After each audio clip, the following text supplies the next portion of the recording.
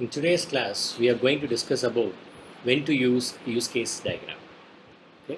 In the last two classes, we studied about use case diagram, and then inception, and then use case modeling, and also how to relate use case with the inception phase. Then, what is use case? Use case, as you know, like what or how the user is going to interact with the system, is called as use case diagram. Okay. This is the most important phenomena in the UML diagram. Before you're going to start, before you're going to proceed to the elaboration phase, and also before you're going to the design part or development part, first of all, the developer have to use the use case diagram first. Okay. So next, we are going to see what are the do's and don'ts in the use case diagram. Okay. As you know, what use case should include, that is, who is going to use the website. For example, like the user or the actor. Okay, what the user want to do, what's their responsibilities, what's their main objective, that is nothing but the user's goal. Okay, and what are the steps the users take to accomplish a particular task. For example, in the library management system, okay, for example, what are the world actors, maybe the student or the librarian. Okay, first of all, you need to identify what are the steps they need to follow in order to complete their task, and also how the website should respond to an action. For example, here the website is nothing but the system. Okay, it's not about the online website. Okay, the example that I have set over here is website. Okay, you can consider as system, how the system should respond to an action. For example, if the user is going to interact with the system, what kind of responsibility, what kind of response from the system, that you need to mention over here. Okay, then what the use case should not include. Okay, here you are not going to see technical term. Okay, that's why implementation specific language, you are not going to mention like which programming platform or any GUI part. Okay, and also that's what I said, details about the user interfaces or screens, you are not going to see any GUI part. Okay, and what kind of framework, what kind of languages you are going to use for the use case or for the system that you're going to develop. So you should not going to consider all those two, implementation specific language and the user interfaces or screens, that we are not going to consider in the use case diagram. The next, how to write use cases. Okay, what are the steps that you need to do? First, you need to identify who is going to use the website, that is, who is going to use the system. Okay, and for example, library management system that you are going to develop, you develop the system and you're going to post that system in online. That's what I said over here as website. Then who is going to use the website? In the library management system, librarian and the student, or you can consider as faculty.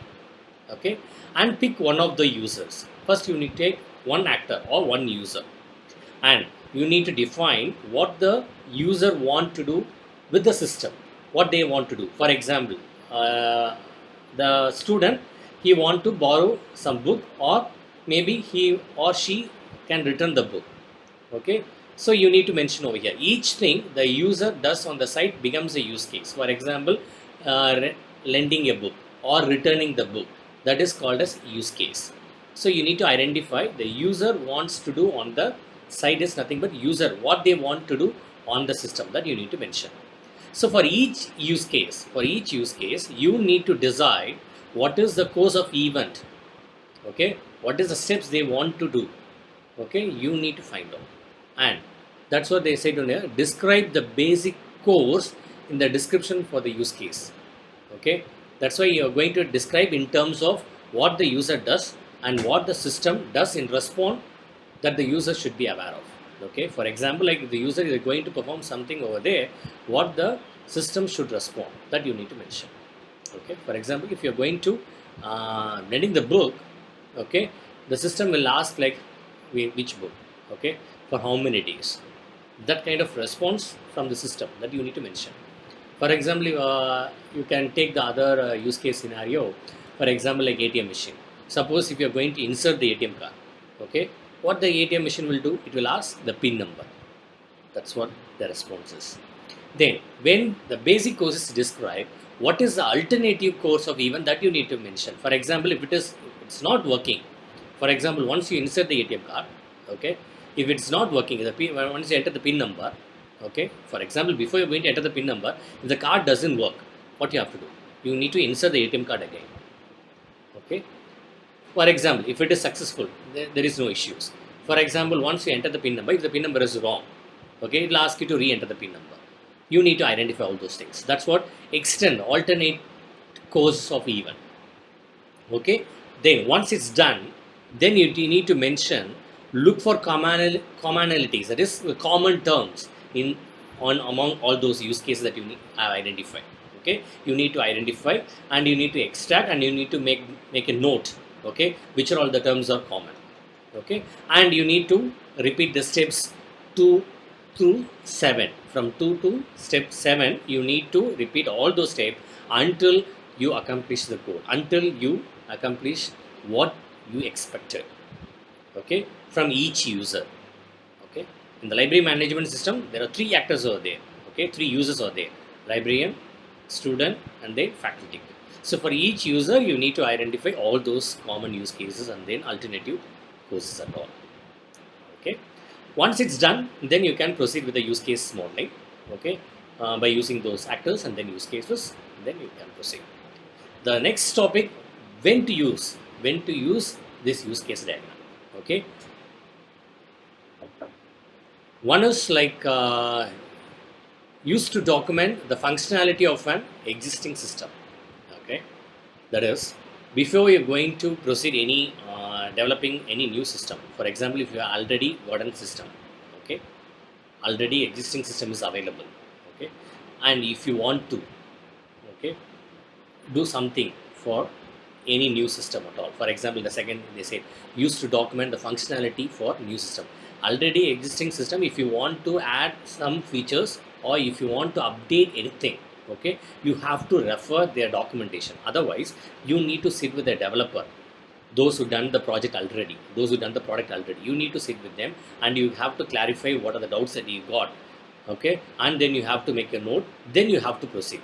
Otherwise, the tricky system, the best shortcut is, okay, you can use the documentation of the existing product. Okay, is nothing but the user manual. You can go through the user manual, okay, what all the user needs or requirement that have specific in the existing system. Accordingly, you can add those pieces at all. Okay, because the most thing in the use case diagram is you can compare with the ping ball. Okay, when you throw the ball, it will come back. Okay, so what the user will do, the system will do. The system will do, the user will do. That's what it's like, something like a ping pong ball. Okay, so you have to mention all those things in the user manual, in the documentations. Okay, that's why, for example, if you're going to start the project from a scratch, okay, you're not going to refer any case study, or you're not going to refer any existing product. You're going to start the project from the scratch. Okay, at the initial stage itself, you need to make a documentation part from the initial stage itself. Okay, then only if you're going to add anything, if you're going to add any new features, or if if the user wants to or the customer, if they want to enhance something, okay, you can refer the documentation where you want to make a change. Okay, suppose if it is 100 or 1000 lines of code, that doesn't matter, you can easily find out. Suppose if we got like maybe 15,000 or 1 lakh lines of code, it's very hard to find out where it is. Okay, and also the third thing is used to specify updates to an existing system. Okay, suppose already product is available. Okay, if you want to add something, if you want to add updates, or if you want to add enhance the characteristics or enhance the features, you need to know what are the modules available, and each module what are the functionalities out there. Okay, then only you can add, and then only you can update those existing system. Okay, so these are the 3 things, or these are the 3 ways we can use the use case diagram. Okay, used to document, when you want to document the functionality of an existing system, and then functionality for a new system. And also if you want to specify any updates to existing system, definitely you need use case diagram. Okay, it will give us a complete picture, okay, what the product is. Okay, that's why in the inception phase itself, all the developer, all the organization, they ask has to implement the use case diagram first. Then only it will lead to the elaboration phase. Then only you can go for the detailed design. Okay, if you don't know the complete picture what the system will do, it will be a hectic job for the developers. They need to waste time as well as a budget. Okay, so these are the three ways we can use the use case diagram.